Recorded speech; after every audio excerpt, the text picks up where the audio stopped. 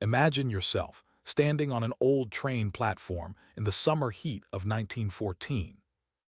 The sun rests softly on the iron rails, and steam rises from the engines in slow, white spirals, drifting upward like thoughts dissolving into air. The scent of warm metal and distant coal settles around you.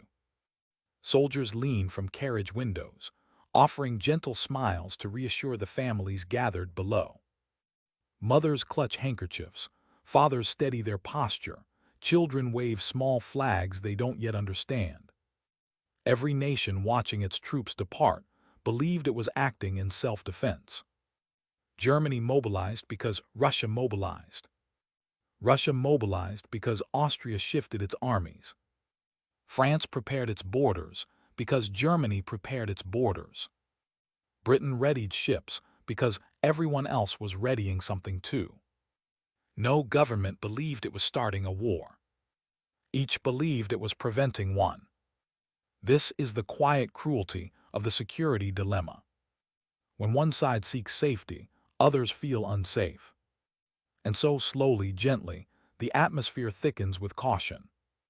No hatred, just fear, just hesitation, just logic trying to protect itself. And this pattern appears in human relationships too. When someone you care for withdraws, you step back as well, trying to guard your own heart. Your silence, meant as a shield, can look like rejection. Their retreat makes you feel more unsure. Two people, each trying not to be hurt, drift softly into the very distance they hope to avoid. Nations do the same. In protecting themselves from imagined threats, they quietly signal threat in return. Before long, each side believes the other is preparing for conflict, while both are only preparing for safety. This is how 1914 slipped into chaos. And it's how misunderstandings, small, almost invisible, can fracture the bonds you care about most. And if fear can turn defense into danger. What happens when fear becomes so sharp, so immediate, that waiting even a moment feels risky? That is where the next paradox emerges, quiet, unavoidable. A paradox where holding back feels unsafe, and striking first feels like the only way to survive. Hobbesian Trap, fear forces the strike. Imagine two armies facing one another across a wide, empty plain. The air is still, the horizon stretched and quiet. Each commander stands among rows of soldiers, their armor gleaming faintly under the early light. Neither commander truly wants to fight today. Neither desires conquest or glory. Both know the cost too well. But both share the same fear. If they move first, we lose everything. This is the Hobbesian Trap, a paradox where mutual suspicion turns even peaceful intentions into preemptive aggression. In this trap, even if both sides want peace, each imagines the other preparing to strike. Their minds fill the silence with possibilities the world has not yet created. If I wait, they might attack. If they attack first, we're finished. So I must act before they do. Fear transforms patience into vulnerability. Restraint becomes a liability. Waiting becomes dangerous. Throughout history, leaders launched preemptive wars not out of ambition, but out of the terror of being caught unprepared. And you felt versions of this in your personal world. A conversation you avoid because you fear misunderstanding. A message you don't send because you assume the other person has already grown distant. A retreat you make to protect yourself that, ironically, causes the very distance you feared. The Hobbesian Trap teaches a painful truth. By acting first to avoid being hurt, we often create the very outcome we were trying to escape. Now soften your breath. Let your body settle. Let the plain between those two armies dissolve from view. Because fear doesn't stop at imagined attacks. Imagined attacks. Sometimes leaders look ahead, not at what their rivals can do today, but at what they might become tomorrow. And that thought alone becomes a spark.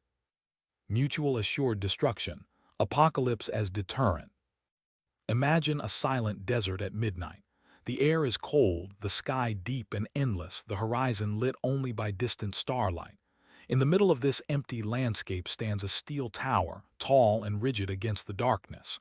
At its base, technicians move slowly, carefully, as though afraid to disturb the stillness around them. Their movements are deliberate, controlled, reverent. They are preparing a weapon they hope will never be used.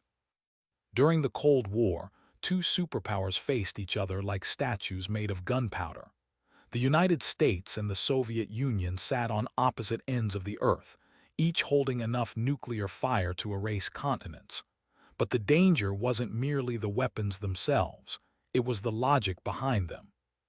If one side launched even a single missile, the other would respond with absolute destruction. And so long as both sides knew this, neither side dared to strike. This is the paradox of mutual assured destruction, MAD. Peace is maintained not by trust, not by cooperation, but by the certainty that war would end everything.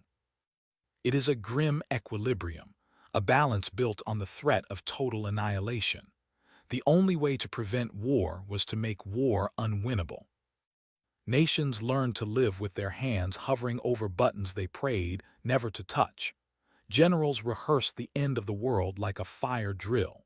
Cities became targets on theoretical maps. The safety of millions depended on a few men remaining calm during the worst moments of human history. But here is the strangest part of this paradox. The stronger the weapons became, the less likely they were to be used. Fear became a stabilizer. Horror became a guardrail. The apocalypse became a deterrent. And yet, this pattern mirrors something in ordinary life. Sometimes, the deeper the potential damage, the more carefully people tread. A fragile relationship, one that could shatter with a word, often becomes the most delicately handled. The more you risk losing, the more cautious you become. But life is rarely as predictable as nuclear doctrine. Humans are emotional.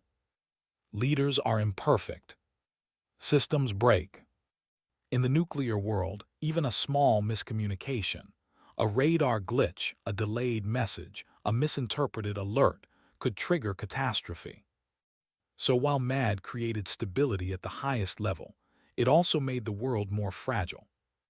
A single mistake could end everything. And yet, ironically, this absolute danger gave rise to a new paradox, one that made smaller wars more likely, even as it prevented the large ones. Because when the biggest weapons cannot be used, the smaller ones suddenly feel safer. Stability-instability paradox, small wars thrive. Imagine a chessboard made of smoke. The pieces stand ready, but neither side dares move the king, knowing that one wrong choice could consume the entire board. So instead, they nudge the pawns, small moves, limited risks, little gestures that feel safe because the greater danger looms so large.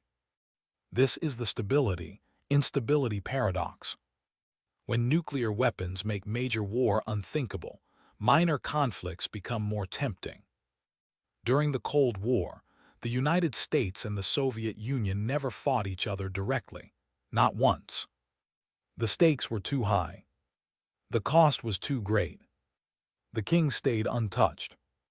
But proxy wars erupted across the world: Korea, Vietnam, Afghanistan, Angola, Latin America, the Middle East, because both superpowers believed that as long as the conflict stayed small, escalation would be contained by the shadow of the nuclear threat. Big war became impossible. Small wars became common. The ultimate deterrent created the perfect environment for limited violence. You see versions of this in your personal life too. Two people in a fragile relationship might avoid discussing the deepest issues, the ones that could truly break everything, so they quarrel instead over smaller things. Little disagreements feel safer than confronting the truth. Minor conflicts erupt precisely because major confrontation feels too dangerous. This paradox whispers a quiet truth. When the cost of the worst outcome rises, people often embrace lesser conflicts to avoid facing the real one. And for nations, this created a world constantly simmering at low heat, never boiling over, but never cooling down. But what happens when a leader looks not at the present danger, but at future danger? What happens when a nation believes its rival is growing stronger, not now, but later? When tomorrow feels more threatening than today? Then a different paradox emerges, one that convinces leaders to strike not out of fear of attack, but fear of falling behind. That is the paradox of preventive war. Preventive war temptation, strike before strength shifts. Imagine looking at a map not as it is, but as it could be.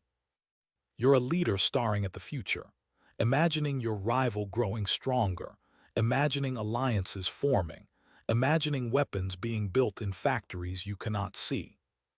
There's no imminent threat, no mobilization, no armies gathering at your border. But you see something else. Potential, momentum, a power shift that, if left unchecked, may trap you years from now. This is the logic of preventive war. Striking today to avoid losing tomorrow. Germany nearly attacked France in 1875 because its leaders feared that within a decade, France would rebuild its army and recover from defeat. The United States debated attacking China early in the 21st century for similar reasons. Israel considered preventive strikes many times in its history. Preventive logic is seductive. It feels rational, even responsible. It whispers, if we wait, the danger will grow. If we act now, we control the outcome. But here is the paradox. By attacking to prevent a future conflict, you create the very conflict you feared. You turn a hypothetical threat into an immediate enemy. You push a neutral state toward alliances. You transform tomorrow's uncertainty into today's war. And in your personal life, this pattern is unmistakable. A relationship that might someday hurt you, so you end it early. A job you might fail at, so you quit before anyone notices. A dream that might collapse, so you never begin. Fear of the future becomes its own self-fulfilling prophecy. Preventive logic feels like caution, but it is often fear wearing a rational mask. And once leaders convince themselves that waiting is dangerous, they begin searching for the right moment to strike. Which leads us to another paradox, one that destroyed Europe in 1914. When every nation believes that now is the best time for war, conflict becomes inevitable. 1914 favorable moment paradox, all pick now. Imagine a crowded map room in early 20th century Europe. Generals stand around tables covered in charts, railway timetables, ammunition supplies, troop readiness estimates. They are not drawn to war by passion or hatred, but by calculation, cold, methodical calculation. Germany believes the present moment favors its mobilization speed. Russia believes waiting will only make Germany stronger. France believes its alliances give it a temporary advantage. Austria-Hungary believes its enemies are weakest now. Even Serbia believes Europe is too divided to respond quickly. Every nation looks at the same calendar and concludes, if war must happen, now is our best moment. This is the 1914 favorable moment paradox. When every side chooses the same optimal moment, stability collapses at once. Like commuters choosing the fastest lane on a highway only to clog it. Like investors rushing into the same safe stock only to burst its value. Like people simultaneously choosing the right time for a difficult conversation, only to collide emotionally. In 1914, this synchrony created catastrophe. All powers believed they were acting wisely. All believed they were seizing a fleeting advantage. All believed delay favored their enemies. And because everyone thought this way, everyone acted at once. The result was not a brief, decisive conflict. It was World War I. In life, you may have felt versions of this too. Moments when multiple pressures peak at once, when everything seems urgent, when postponing feels dangerous, when acting now feels like the only responsible choice.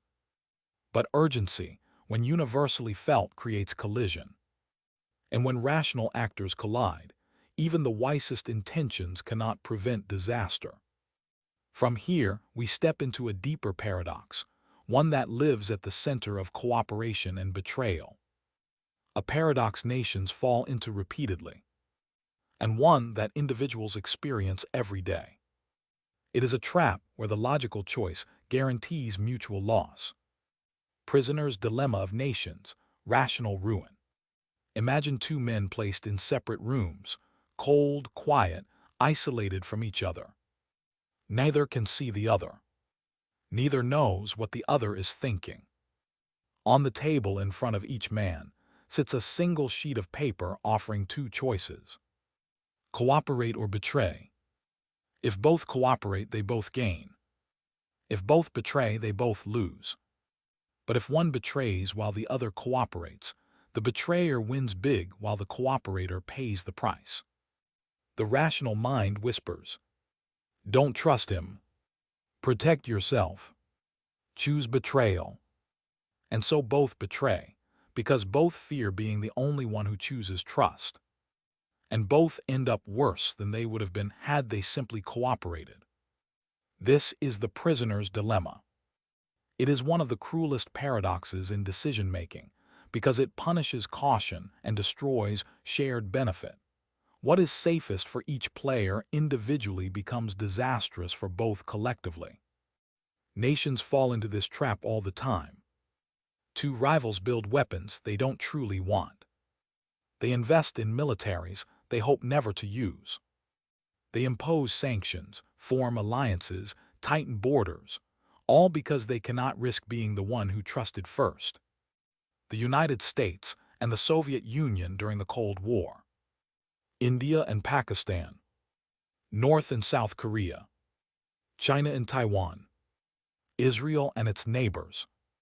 Both sides fear vulnerability. Both sides fear being the sucker.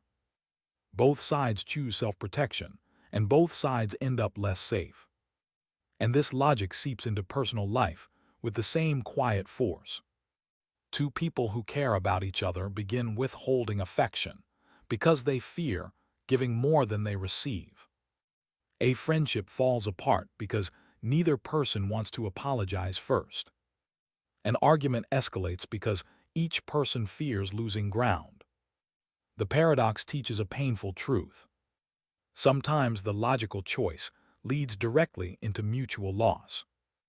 And in the world of nations, this mutual loss shapes treaties, alliances, border skirmishes, and arms races. It creates cycles of mistrust that last for generations. But mistrust is only the beginning. Even when nations do manage to negotiate peace, they face another trap, one that destroys agreements from the inside. A trap where promises break not because of dishonesty, but because the future refuses to stay still. Commitment problem deals that unravel. Imagine two leaders sitting across from each other at a long wooden table. They've been at war for years. They're exhausted. Their nations are bleeding resources, morale, and time. Finally, they agree to make peace. The terms are written. The signatures are placed. Hands shake. Photographs are taken.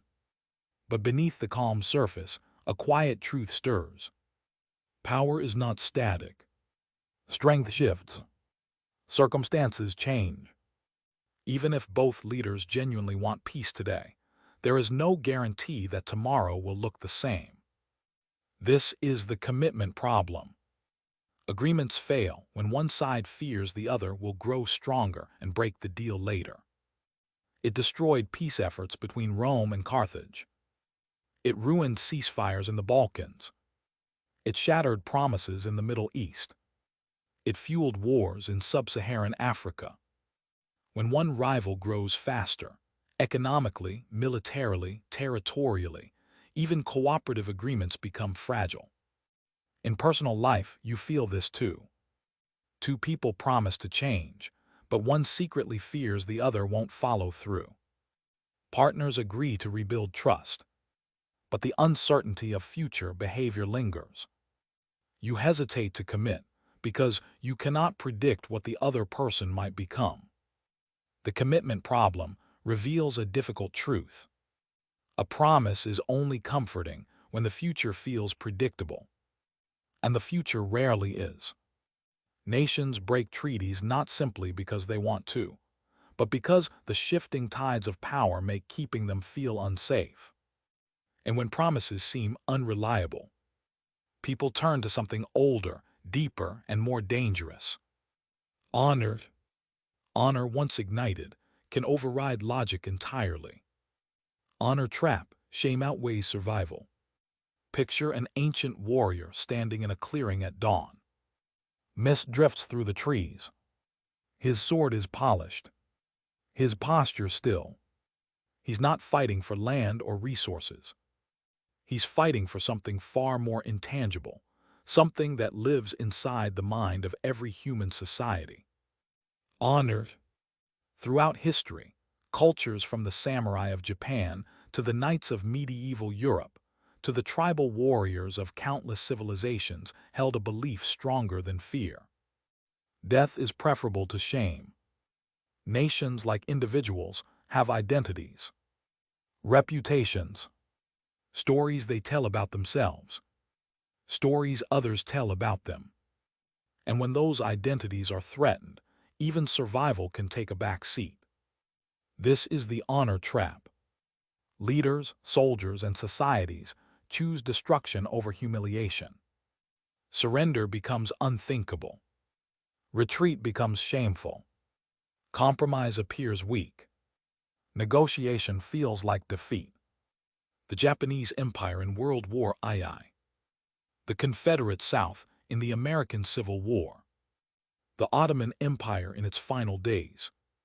Countless tribal conflicts where warriors charged into hopeless battles rather than accept dishonor. Honor can make nations irrational in ways that statistics, economics, and strategy cannot predict. And you felt this on a smaller scale too. How hard it is to apologize first. How painful it feels to admit fault. How much easier it sometimes seems to escalate instead of bend. The honor trap has no easy exit. Reason cannot compete with the weight of identity. Pride can transform simple disagreement into lifelong divides. And when nations commit themselves to honor, they drift toward a cliff edge. A place where perception matters more than reality. And imagined slights matter as much as actual threats. Which leads us into our next paradox. The one that shows how expectations can create the very danger they fear. Self-fulfilling prophecy. Expectation breeds reality. Imagine two border guards standing opposite one another on a foggy morning. Each watches the other with tense, careful eyes. Neither intends to shoot. Neither wants violence. But each fears the other's fear. One guard tightens his grip on his rifle. The other notices and does the same. One steps slightly forward for a better view. The other mirrors him. Both believe they are simply reacting, protecting themselves. And in a way, they are. This is the self-fulfilling prophecy of conflict. Expecting hostility creates the behavior that confirms the expectation. Hitler believed France and Britain would eventually oppose him, so he acted aggressively, which made opposition inevitable. Japan feared the United States would block its expansion, so it struck Pearl Harbor first, triggering the very war it hoped to avoid. The US and USSR assumed the other wanted dominance, and built strategies around that fear, solidifying the rivalry. When distrust is strong enough, it becomes indistinguishable from reality. And again, this echoes in personal life. If you expect a friend to betray you, you might pull away. If you assume a partner will grow distant, you act distant first. If you expect failure, you behave cautiously, a caution that leads to failure. Beliefs shape outcomes. Fear shapes behavior.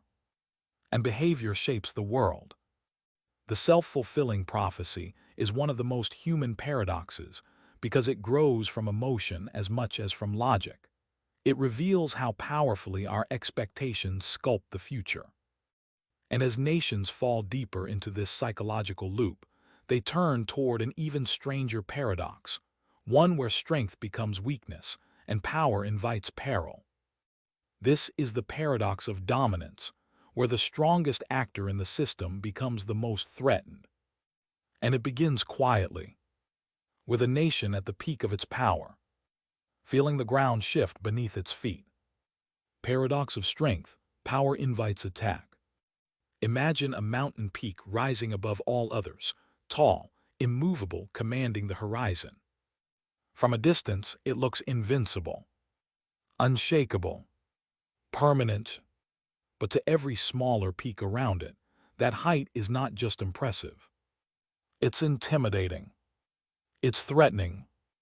It's a challenge waiting to be answered. This is the paradox of strength. The more dominant a nation becomes, the more it triggers fear, envy, and resistance from others. Power attracts challengers. Security invites insecurity. Hegemony breeds coalitions. Athens became powerful, and Sparta formed the Peloponnesian League. Napoleon conquered Europe, and every kingdom united against him. Britain ruled the seas, and Germany built a navy to break its supremacy. The United States dominated the post-Cold War world, and rivals rose quietly in response. Strength meant to deter threats ends up creating them. You feel this too in your own life. A person who becomes too successful suddenly attracts criticism. A confident friend is misread as arrogant. A strong personality provokes competition. Sometimes being too good paints a target on your back. The paradox reveals something uncomfortable. Dominance is not stability. Dominance is provocation. And as powerful nations struggle to maintain their primacy, another paradox lurks beneath the surface. One that flips the script entirely. Where strength provokes challengers, weakness provokes revenge. Weakness paradox, mercy fuels revenge. Picture a defeated empire signing a treaty. Officers hand over their weapons. Flags are lowered. Territories are ceded. The war is over. The victors claim they want peace. They say the punishment is necessary. They believe they are ending future conflict by weakening their enemy. But history whispers a darker truth. Weakness, when paired with humiliation, becomes the seed of the next war.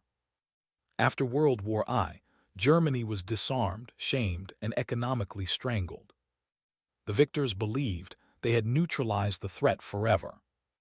Instead, resentment grew in the ruins. Quietly, steadily, until it exploded into a conflict even larger than the first. Rome crushed Carthage. The Mongols annihilated rival tribes. Victors throughout history punished the defeated, and in doing so, planted the roots of vengeance. Because weakness is not just vulnerability. Weakness is identity wounding. And identity wounding seeks reclaiming. In personal life, the echo is unmistakable. People who feel belittled often choose defiance over cooperation. Humiliated coworkers become silent rivals. Children who grow up feeling powerless sometimes grow into adults determined to reclaim dignity at any cost. The weakness paradox teaches us, if you strip away someone's ability to stand tall, they will spend their life trying to rise again, no matter the cost to themselves or others. And it's here, In this volatile space between wounded pride and rising resentment, that miscalculations become deadly. Because when nations fear they are being deceived, underestimated, or misread, they fall into yet another trap. One where secrets, half-truths, and strategic ambiguity turn rivalry into catastrophe. Information asymmetry, bluff turns to battle. Imagine two rival generals staring at each other across a border. Neither knows the other's true strength. Neither knows the other's intentions. Both have only partial information. Scattered reports, intercepted messages, scraps of intelligence that may or may not be true. In this fog, one thing becomes painfully clear. A bluff is only safe if it is never tested. Nations hide their weapons to gain advantage. They exaggerate capabilities to look intimidating. They conceal vulnerabilities to avoid appearing weak. But deception has its own gravity. It pulls misunderstandings toward escalation. Iraq bluffed about its weapons to deter Iran, and ended up triggering a U.S. invasion. Israel's hidden nuclear program deters rivals, but also fuels regional anxiety. North Korea exaggerates missile capabilities, inviting sanctions and brinkmanship. When one country misreads another's bluff, conflict becomes not just possible, but likely. In your personal life, the same mechanism unfolds. People hide their hurt, creating the illusion of distance. They pretend not to care to protect themselves. They project confidence to mask fear. But these signals often get misread, and the misunderstanding becomes the new reality. Information asymmetry exposes a brutal truth. When communication breaks down, imagination becomes the enemy. And imagination, fueled by fear, leads directly into the next paradox, where time itself becomes a weapon, and hesitation becomes fatal. First strike incentive, waiting equals loss. Picture a match resting between two fingers. Just one motion, one flick sparks a flame. Now imagine two leaders facing each other during a crisis. Both possess weapons that can destroy the other instantly. Both know that whoever strikes first has the advantage. Both know that waiting may mean losing everything. This is the first strike incentive. In certain conflicts, launching the first attack feels safer than absorbing it. The logic is chilling. If your enemy might strike first, and striking first gives you a better chance of survival, then striking first becomes rational. This incentive shaped nuclear doctrine for decades. It pushed the United States and the Soviet Union toward red alert during the Cuban Missile Crisis. It drove Israel to act preemptively in the Six-Day War. It fuels Pakistan and India's hair-trigger alert systems. Even when both sides want peace, even when neither desires conflict, the possibility that waiting means dying can ignite war. You experience a faint echo of this in everyday tension. You end a friendship before they can end it. You leave a relationship before you can be hurt. You quit a job before your flaws can be discovered. Act first. Avoid vulnerability. Protect yourself. But just like nations, this instinct often causes the very pain you were trying to escape. The first strike incentive reveals a terrifying truth. Sometimes war happens not because leaders want it, but because the logic of survival punishes patience. And once that first spark is lit, once the initial move is made, conflicts rarely stay contained. They climb, step by step, rung by rung, towards something darker, larger, and far harder to control. Which leads us to the next chapter, where escalation becomes inevitable, and every small decision becomes a step upward, on a ladder that ends in catastrophe. Escalation ladder, steps to the abyss. Imagine two men arguing on a quiet street at dusk. At first, it's just raised voices. A misunderstanding, a disagreement, a frustration. But then one steps closer. The other squares his shoulders. One pushes. The other pushes back. Nothing dramatic at first, just small increases. Tiny increments. A steady climb of tension so subtle no one notices the shift until it's too late. This is the escalation ladder. Conflicts rarely leap from calm to catastrophe. They climb one justified step at a time. A country strengthens a border patrol. The neighbor sends more troops. One performs a defensive military exercise. The other interprets it as provocation and responds. Each action feels rational. Each step feels defensive. Yet each move nudges the crisis higher. Like the Cuban Missile Crisis, where U.S. naval warnings met Soviet alerts, which met American flight readiness, which met Soviet missile crews preparing to fire.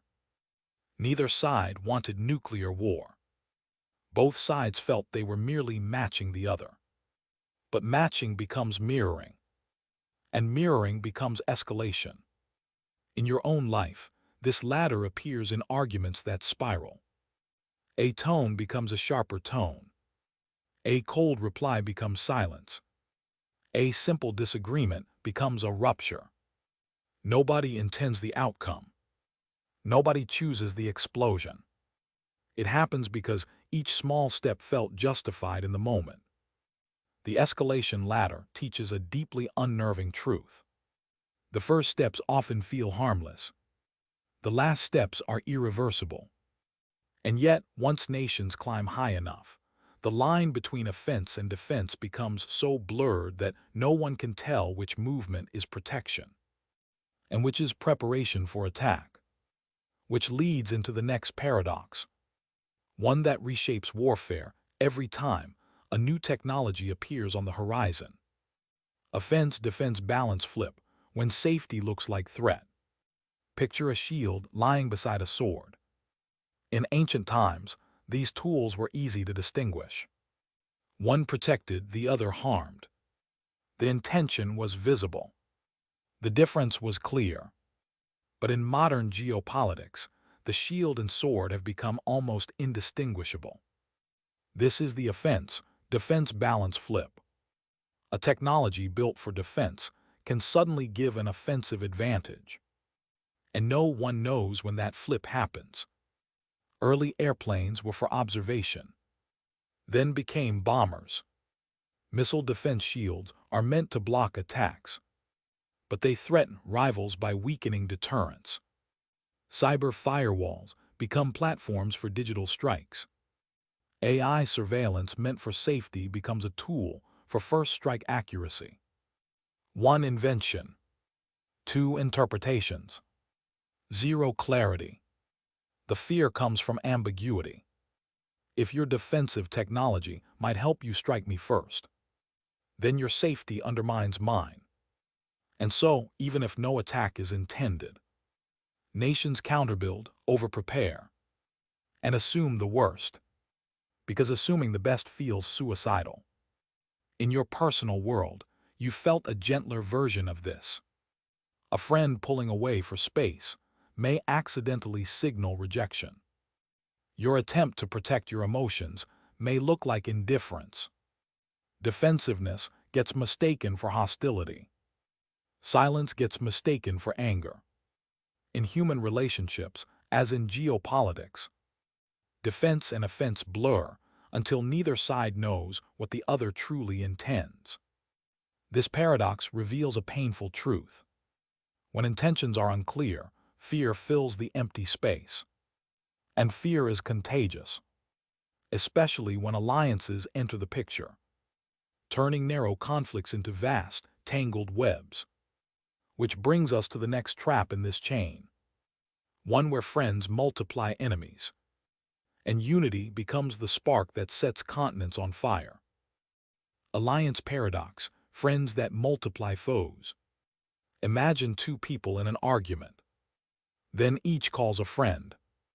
The friends take sides. Voices rise. New arguments form within the argument. Suddenly, a simple dispute becomes a crowd. Loud, tangled, impossible to contain.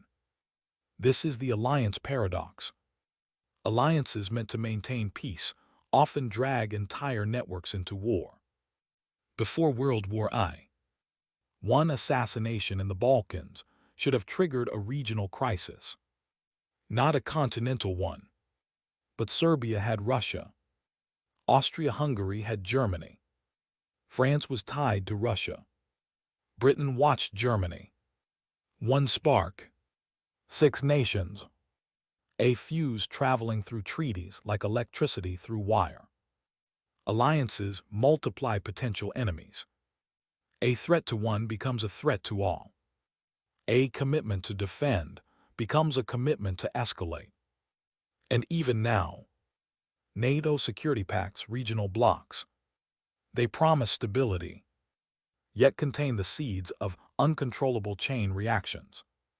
In everyday life, you feel this in social circles. 2 friends fight. Their best friends choose sides. Groups fracture. Neutrality becomes impossible. A small disagreement becomes a split that lasts years. Humans share the same instinct as nations. To protect their own, even at the cost of expanding conflict. The alliance paradox exposes a haunting insight. Sometimes your strongest protections are also your greatest vulnerabilities. And when alliances grow large enough, when the web becomes too complex, leaders start fearing not just enemies, but the people they are trying to lead. Which brings us to the next paradox. How democracy itself, the system is meant to safeguard peace, can push nations toward war, simply because the public is watching. Democratic peace myth-breaker, when leaders fear their own people. Picture a leader standing at a podium under bright lights. 1,000 eyes watch. Millions more sit behind screens, waiting, judging, interpreting. Every hesitation becomes weakness. Every concession becomes betrayal. Every compromise becomes political ammunition. This is the democratic peace myth-breaker. Democracies don't fight each other because they are peaceful. They avoid fights because their leaders fear appearing weak. In public systems, survival depends not on strategy alone, but on perception. A leader who hesitates loses approval. A leader who negotiates risks accusations of betrayal. A leader who compromises faces electoral punishment. And so, paradoxically, democratic leaders often take harder stances than autocrats. Not because it's wise, but because their political lives depend on projecting strength. This pressure helped push the U.S. into Vietnam.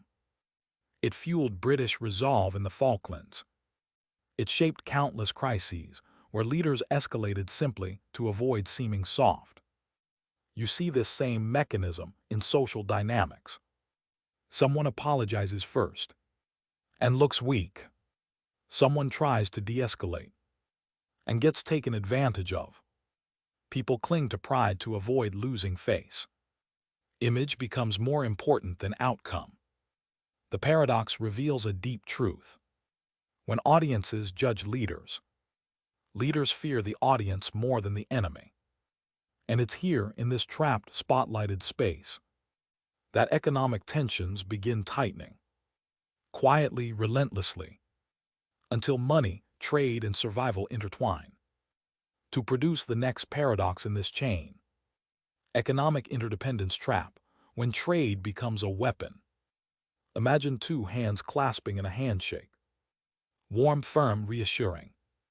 A symbol of cooperation, partnership, mutual benefit. For centuries, nations believed this handshake could prevent war. If economies depended on each other, if factories relied on foreign parts, if markets needed customers abroad, if livelihoods were intertwined. then conflict would become unthinkable. But history quietly refutes this optimism. This is the economic interdependence trap. The more two nations rely on each other economically, the more catastrophic the consequences if that reliance breaks, turning trade from a peacekeeper into a pressure point. Before World War I, Britain and Germany were each other's top trading partners. Intellectuals believed war between them was impossible. They were wrong.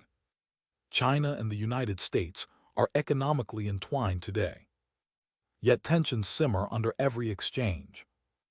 Energy interdependence has dragged nations into entanglements they cannot escape. Sanctions have become the new siege warfare.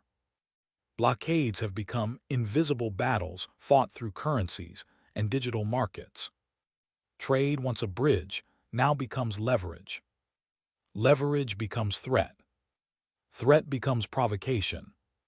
At the personal level, you felt this too. Two people become deeply interconnected, emotionally, financially, socially.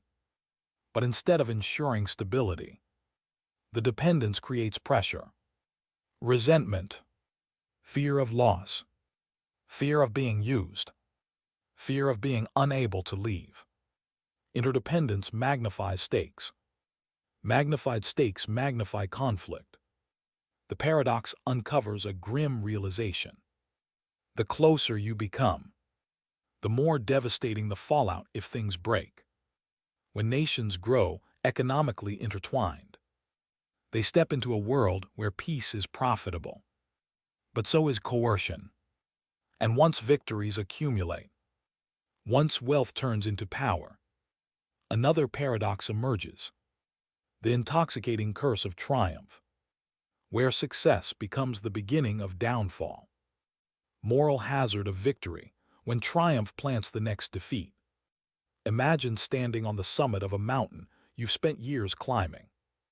The wind is thin. The sky feels closer. You look down at the valleys you conquered, the challenges you overcame, the battles you won. Victory feels like clarity. It feels like validation.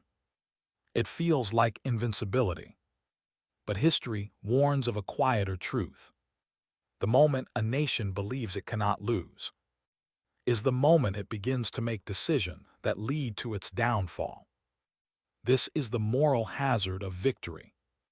Past triumphs cloud judgment. They inflate confidence. They solidify myths of superiority. Leaders begin to assume the world will bend to them, just as it did before. After defeating France, Germany believed Russia would collapse just as easily. After conquering vast territories, Napoleon believed winter and distance would bow to his will. After smashing enemies in earlier conflicts, Japan assumed the United States would negotiate instead of retaliate. Victory teaches the wrong lessons. It masquerades as wisdom. It rewards risk-taking. It whispers, "You succeeded last time. You'll succeed again." In personal life, this paradox surfaces when past wins distort the present. Someone who always gets away with it pushes boundaries further. A clever manipulator keeps manipulating until the pattern collapses. A student who coasts on old achievements underestimates a new challenge. Success becomes a shield, but also a blindfold. The moral hazard of victory reveals something unsettling.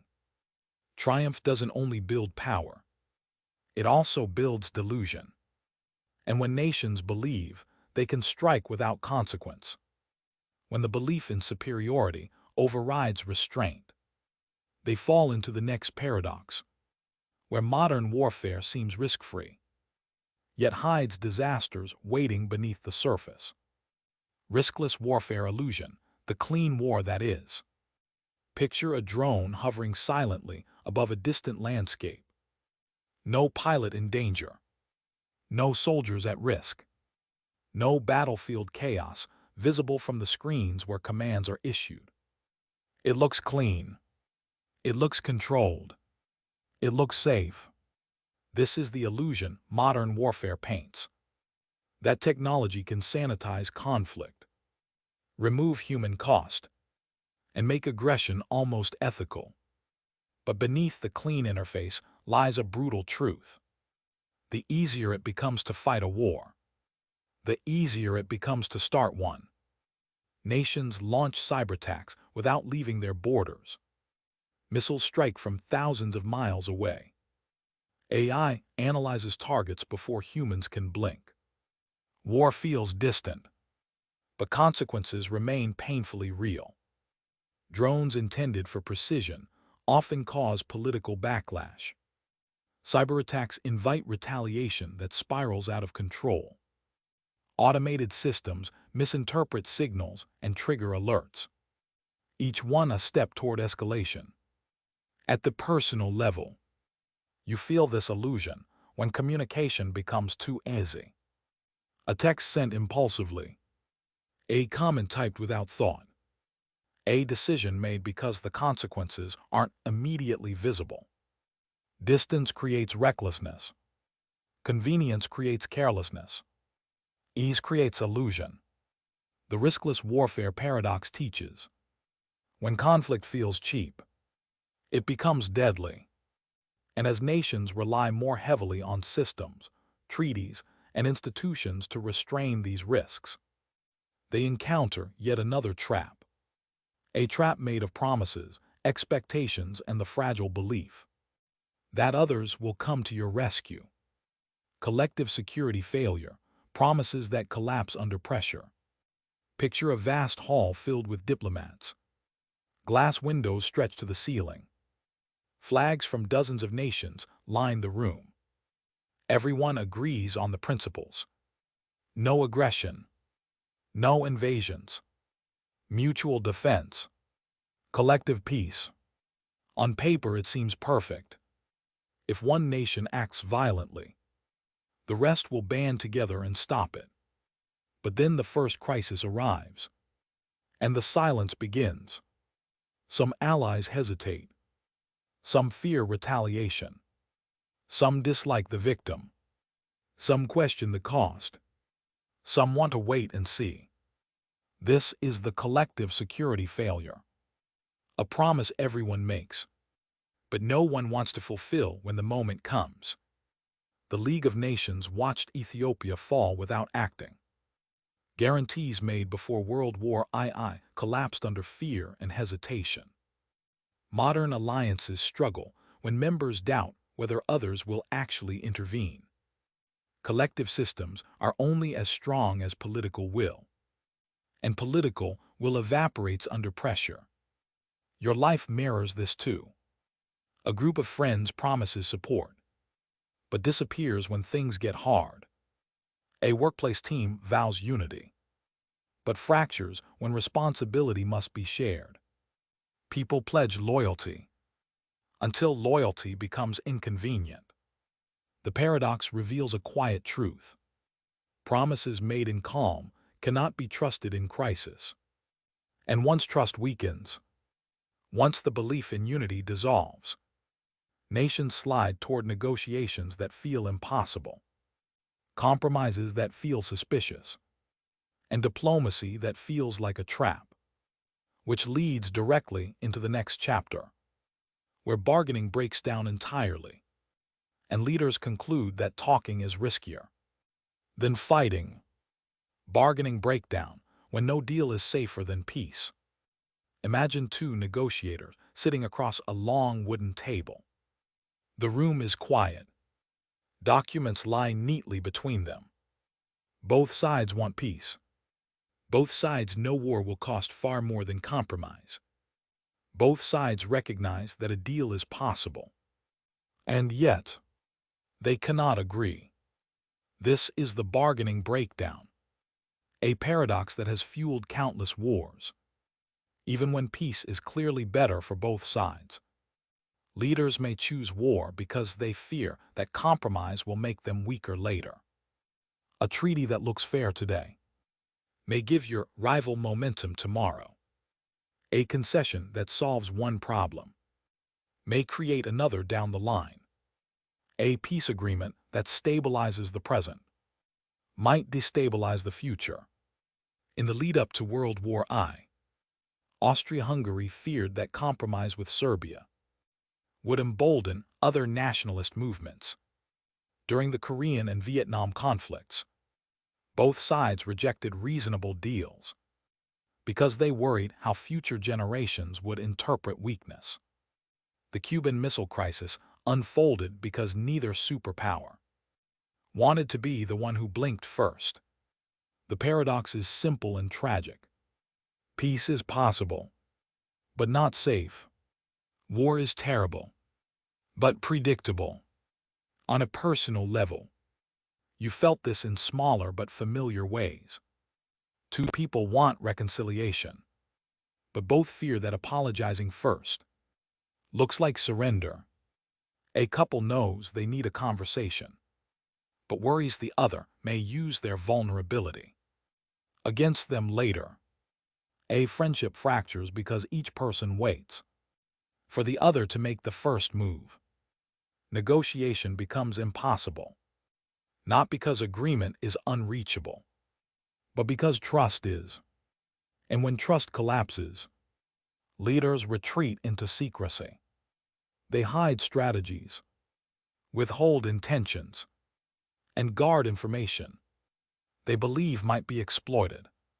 That silence, intended to protect, creates the next paradox, one where transparency, meant to build peace, can destroy it instead. Paradox of transparency, when honesty makes you vulnerable. Picture two rooms separated by a glass wall, both brightly lit, both completely visible, every action observable, every movement exposed. You might think such transparency would make diplomacy easier if nations reveal their intentions, their capabilities, their military deployments. Conflict should become less likely. But here is the paradox. Revealing the truth can make you look weak, and weakness invites attack. If a nation shows its military is unprepared, its rivals might strike while they have the advantage. If a country admits economic trouble, speculators and enemies may rush to exploit it. If a leader shares genuine intentions, they risk being manipulated by those who don't. During the Cold War, transparency about nuclear silos was both necessary and dangerous.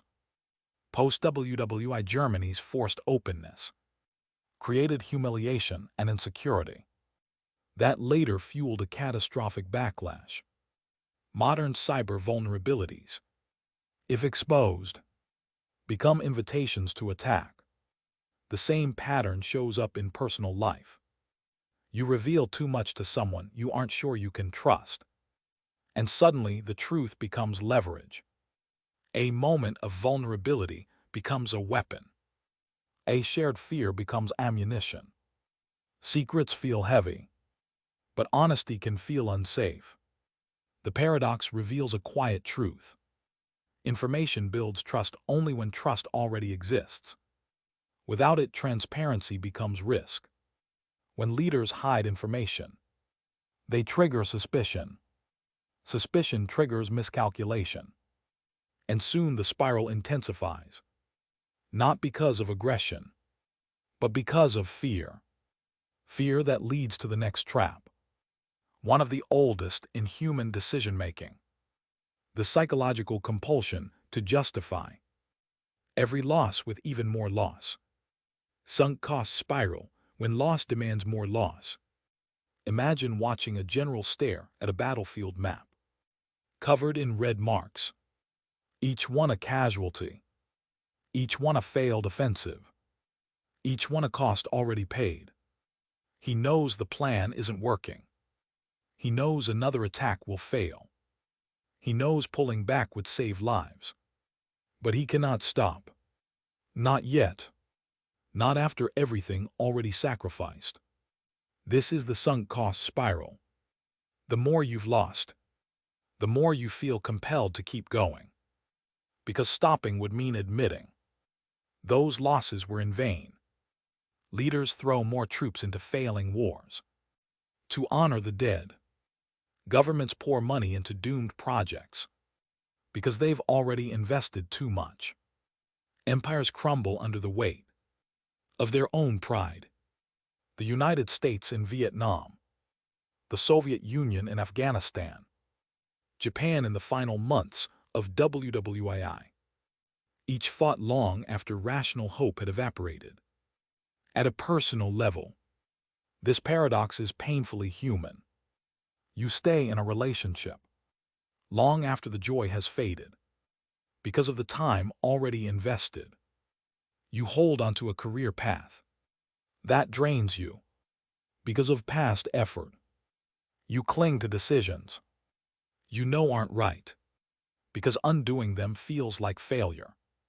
The spiral deepens because stopping feels like betrayal of yourself, of your past self, of what you once believed. But continuing only magnifies the loss. When nations pour energy into strategies that fail, they seek salvation in innovation. New tools, new technologies, new doctrines, each promising an advantage, each leading to the next arms race. Which brings us to the next paradox, a cycle so exhausting that every solution becomes its own undoing. Technological countermeasure loop. Every weapon creates its own enemy. Picture two engineers staring at a blueprint. One designs a shield. The other designs the weapon that bypasses it. Then a new shield. Then a new weapon. Then another. And another. And another. This is the technological countermeasure loop. Every military innovation, no matter how advanced, creates the need for another innovation. That neutralizes it. Armor leads to armor-piercing rounds. Radar leads to stealth technology. Stealth leads to anti-stealth detection. Missile defense leads to multiple warhead missiles. Cybersecurity leads to AI-assisted breaches. Each breakthrough solves one problem, but creates another. The cycle never ends.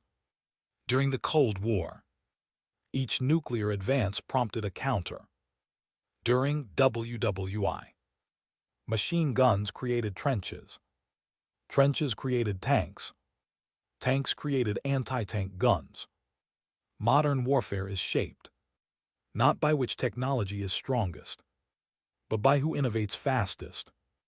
In your personal world, this paradox shows up subtly. A boundary you set creates a new reaction in someone else. A coping strategy you adopt pushes the problem sideways instead of resolving it. A defense mechanism you build invites a new emotional counterforce. Every solution transforms the problem. Every breakthrough breeds resistance. Every shield summons a new sword. The technological countermeasure loop reveals progress doesn't always move forward. Sometimes it moves in circles. And when every defense looks like offense, when every innovation creates fear, nations struggle to distinguish a precaution from a provocation, a misunderstanding from a threat, which leads straight into the next paradox, one of the most dangerous in international history, where the attempt to defend yourself looks exactly like preparing for attack. Preemption versus provocation, when defense looks like attack. Imagine a coastline at dawn. A fleet of ships sits motionless on the horizon. No guns firing. No orders given. Just quiet water and quiet tension. One nation claims its mobilization is defensive, a necessary precaution. Another interprets the same movement as a threat. This is the preemption versus provocation paradox. The very actions a country takes to defend itself can look indistinguishable from preparing to attack, inviting the very war it hoped to avoid. When Israel struck first in the Six-Day War, it was a preemptive strike against encirclement. But to Arab leaders, it was unprovoked aggression. When the United States prepared naval forces during the Cuban Missile Crisis, it was a signal of containment. To Soviet eyes, it was preparation for invasion. Before World War I, Russia's attempt to mobilize defensively looked like offensive preparation to Germany, triggering Germany's decision to strike preemptively. The paradox is vicious. To be safe, you must prepare. But preparing makes you look dangerous, and looking dangerous makes you unsafe. You felt versions of this in your own life. You set a boundary, and someone interprets it as hostility. You ask for space, and someone believes you're abandoning them. You become quiet, and someone thinks you're hiding something. Your attempt to prevent conflict creates it.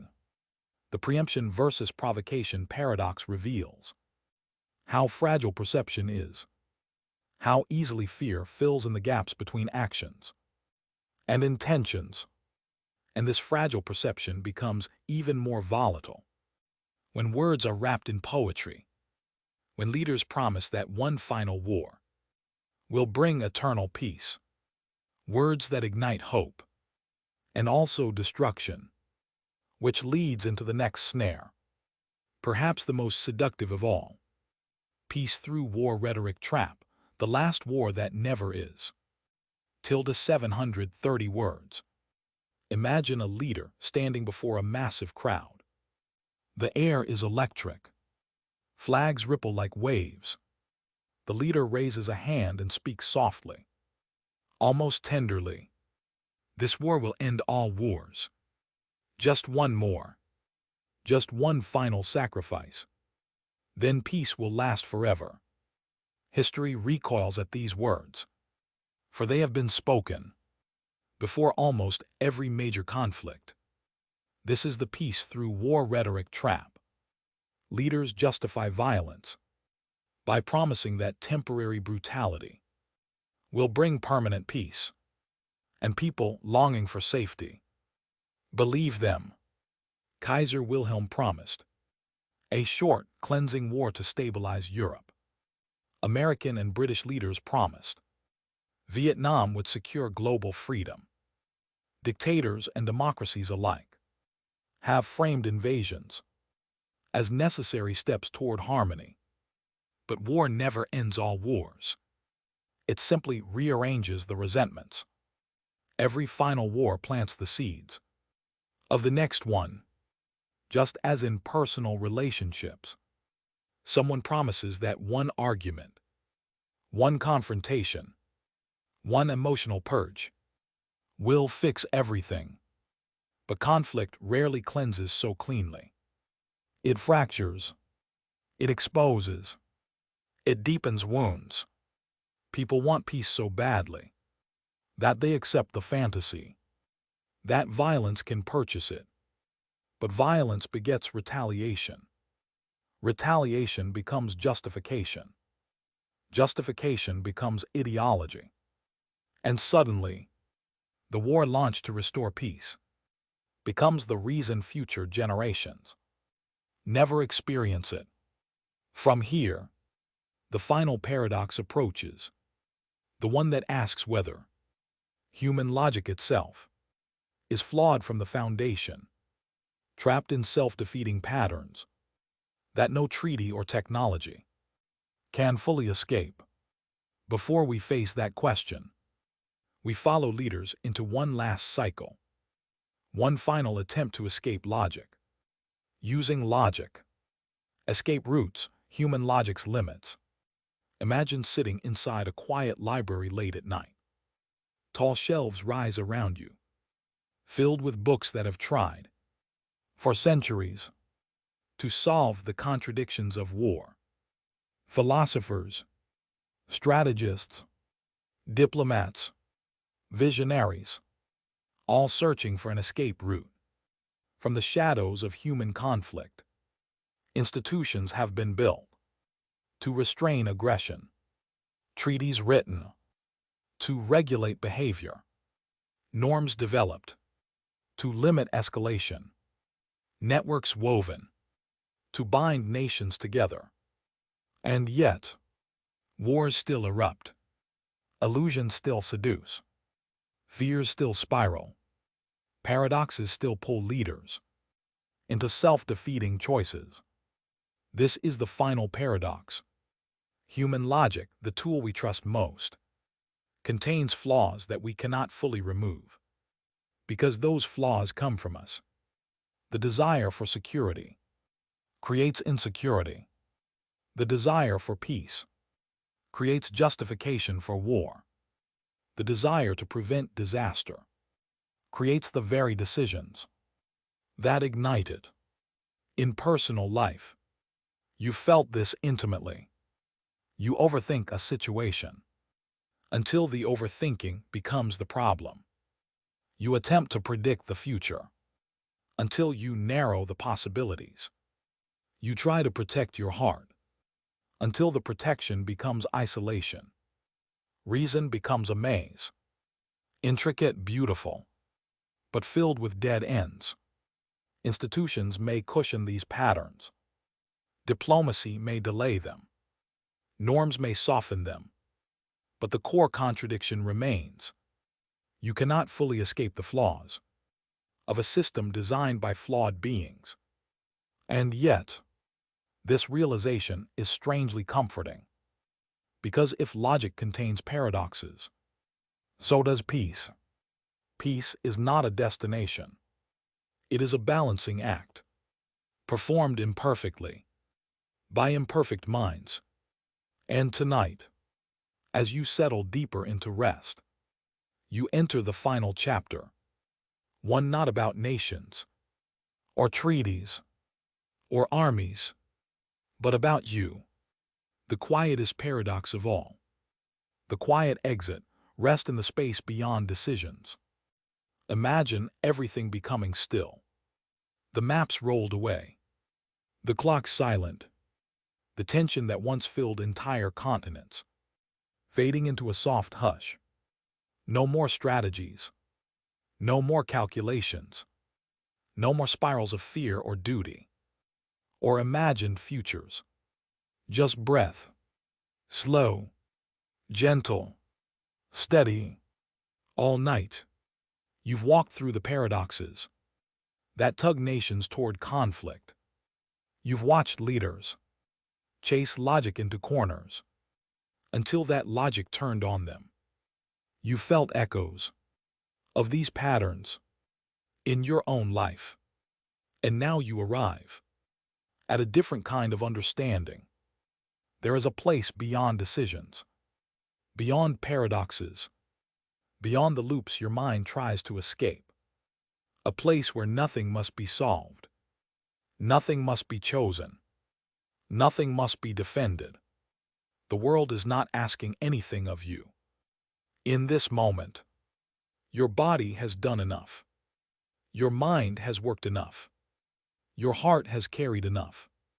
You are allowed to release the spirals, to stop negotiating with yourself, to let the arguments inside you go quiet. You are not required to solve human nature tonight. You are not required to predict tomorrow or rewrite the past. Here in this stillness, you step outside the loops. You enter a space where paradoxes lose their sharpness, where logic softens into something more tender, more forgiving. Breathe into that space. There is nothing more to defend, nothing more to analyze, nothing more to prove. Just a quiet room, a quiet mind, and a quiet body, slipping deeper into rest. Let yourself drift. Let the world become soft. Let the tension release its grip. You have reached the gentle edge of thought, the place where conflict ends and calm begins, the place where sleep welcomes you without needing to ask why.